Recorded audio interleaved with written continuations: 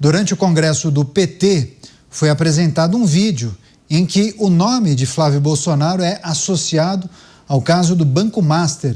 Vamos acionar a Júlia Firmino, repórter da Jovem Pan, vai trazer os detalhes, as informações. Júlia, seja bem-vinda. Ótima noite a você. Então, o pré-candidato classificou esse vídeo como mentiroso e absurdo e negou ter qualquer tipo de relação com o caso do Banco Master. Foi isso? Bem-vinda. Boa noite. Foi exatamente isso, Caniato. Ele teve que vir a público, então, tentar se defender, né? Boa noite para você, para quem está com a gente aqui também no Pingos nos Is, aqui na programação da Jovem Pan. Hoje, por meio de uma nota, então, o senador e pré-candidato à presidência da República, Flávio Bolsonaro, veio se manifestar em relação a esse vídeo que foi ali apresentado durante o congresso do PT, que aconteceu em Brasília. E aí esse vídeo passou durante o domingo ali para o público que participava do Congresso. E aí ele classificou, como você disse, como mentiroso e absurdo e negou qualquer relação ou envolvimento de fato com o Banco Master e com propriamente esse escândalo de corrupção que a gente tanto fala aqui também no Pingos nos Is. Só para a gente entender, a nossa audiência conseguir acompanhar, talvez não tenha visto de fato essa notícia ainda, o vídeo ele associa então a figura de Flávio Bolsonaro ao esquema envolvendo o Banco Master e no fim ainda desse vídeo, dessas imagens, aparece um slogan dizendo: Banco Master é Bolso Master. E aí, a nota trazida por Flávio Bolsonaro diz o seguinte: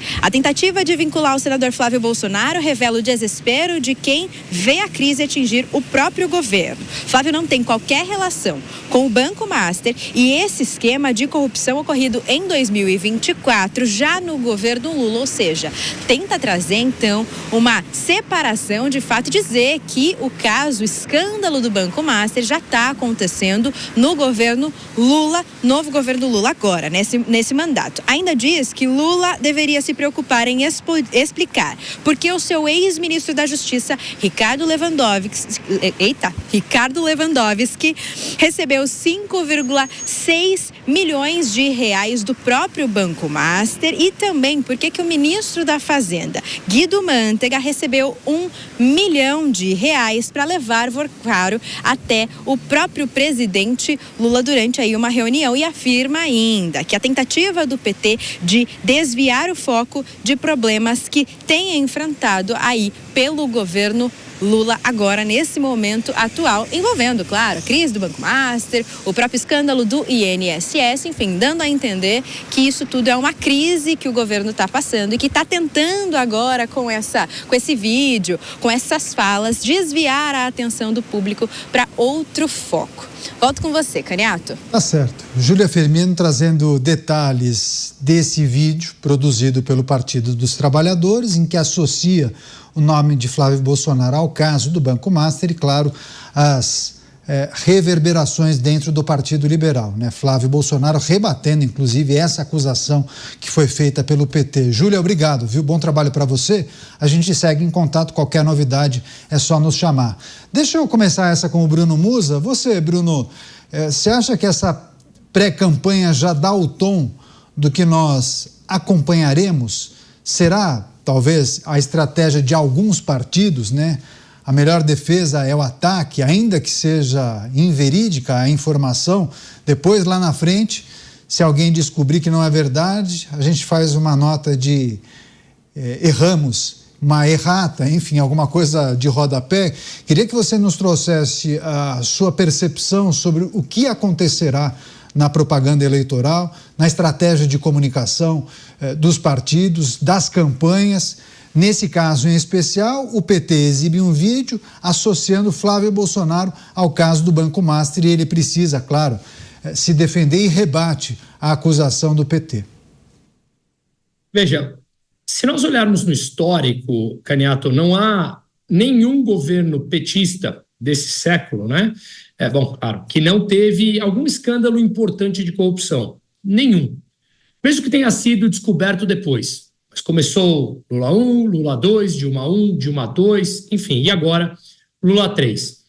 E teve uma pesquisa, uma matéria importante na semana passada, mostrando que algumas pessoas importantes de dentro do Partido dos Trabalhadores já entenderam que a população associou a corrupção, especialmente do Banco Master agora, ao governo do PT.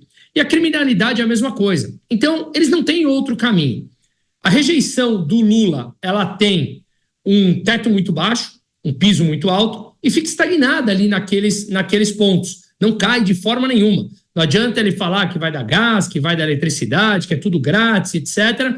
Continua ali naquele ponto e a popularidade dele continua em queda. Consequentemente, Caniato, tudo isso faz com que o governo tenha que buscar artimanhas na comunicação. E o único que lhe cabe agora é um ataque.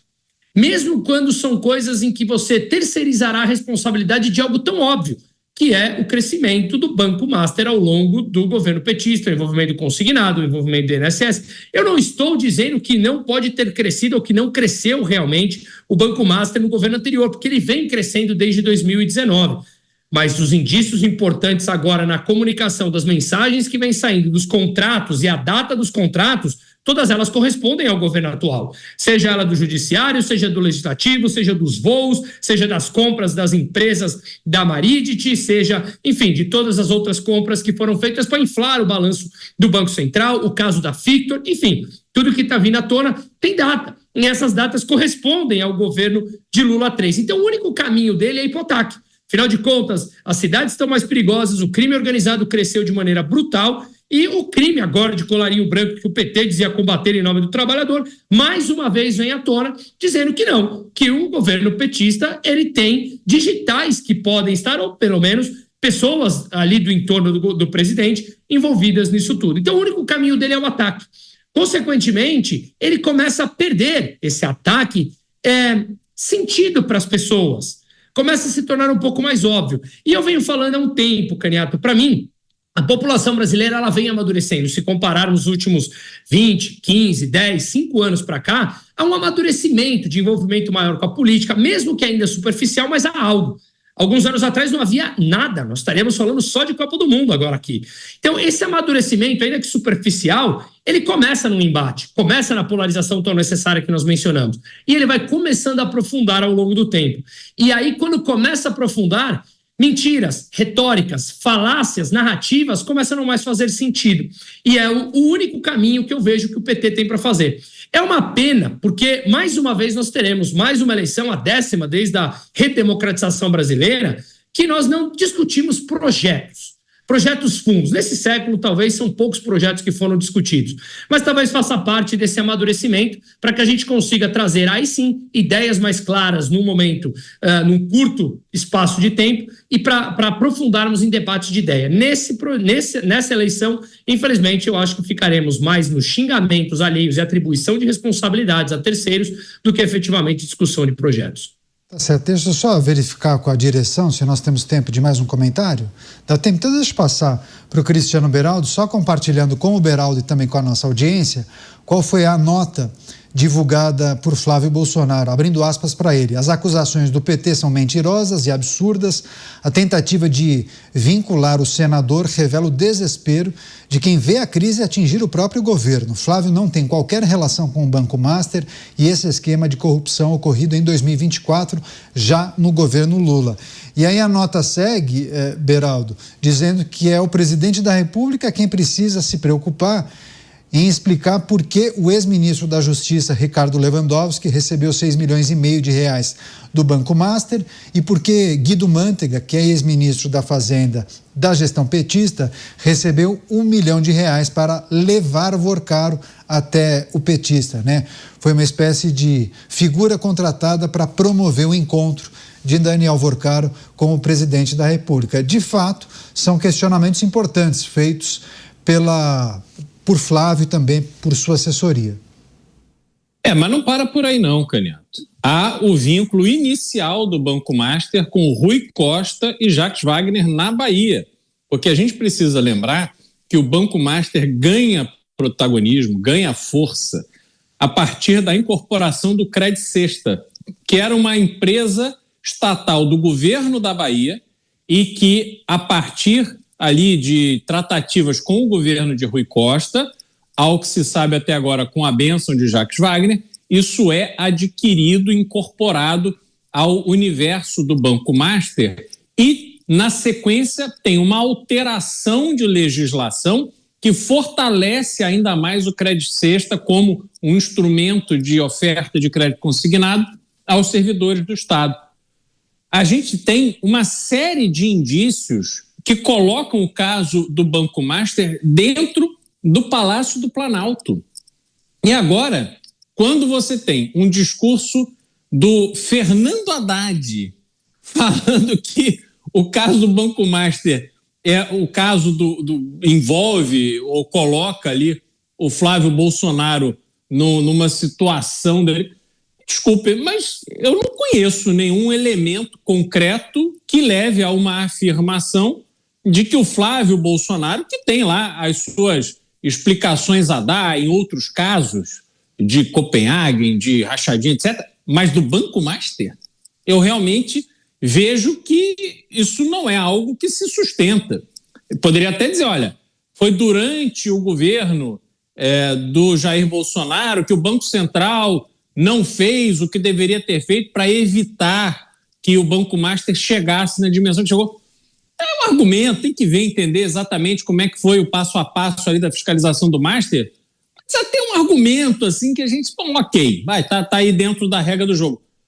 Mas esse tipo de afirmação, me desculpe, isso não é uma questão de gostar ou não gostar do Flávio Bolsonaro. É que você dizer isso num evento público deveria ser o caso de colocar também Fernando Haddad no inquérito das fake news.